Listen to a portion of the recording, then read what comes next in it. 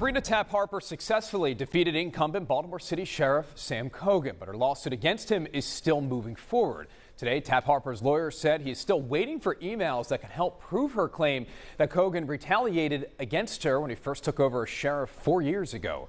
WJ's investigator Mike Hellgren live at the Circuit Courthouse downtown with much more on this sheriff showdown. Mike, good evening. Good evening, Rick.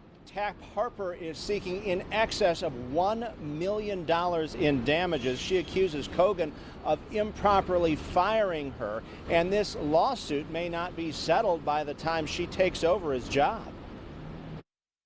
But I need true partners for us to go even further. Challenger Sabrina Tapp-Harper had the support of Mayor Brandon Scott. And we would not be here if it were not for Sheriff Sam Cogen. Incumbent Baltimore City Sheriff Sam Cogen had the backing of Governor Wes Moore in the bitter battle to stay in office. All day I've been all around Baltimore. In the end, Tapp-Harper pulled off the upset at the polls, forcing Cogen out of his job after just one term. He quickly congratulated her, writing, "I look forward to working together over the next 6 months as you transition to your new role as Baltimore City Sheriff."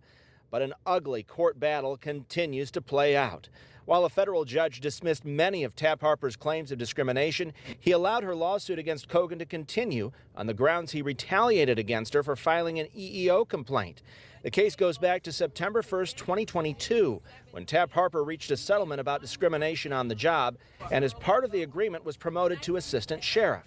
She alleges the next day, Cogen, who had recently defeated longtime Sheriff John Anderson, without legal authority, sent a communication to Anderson requesting a pause in hiring and promotion.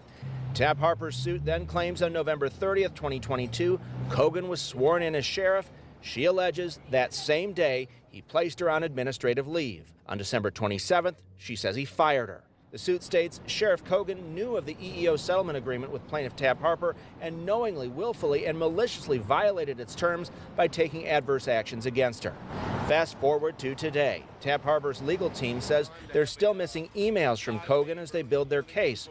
Her lawyer telling a federal judge they've got to have access, as well as internal case files about Tapp-Harper's discrimination complaint. Cogen is represented by the Maryland Attorney General's office. His attorney argued after a diligent search, the requested email does not exist within the control of the sheriff.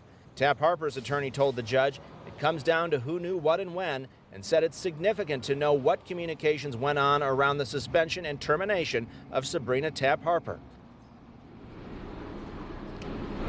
Now, the judge in this case did not rule today. He wants lawyers for both sides to hash this out together, but he acknowledged, depending on what happens, this could take many months to resolve. We're live in your corner downtown. Mike Hellgren, WJZ. All right, Mike, thank you.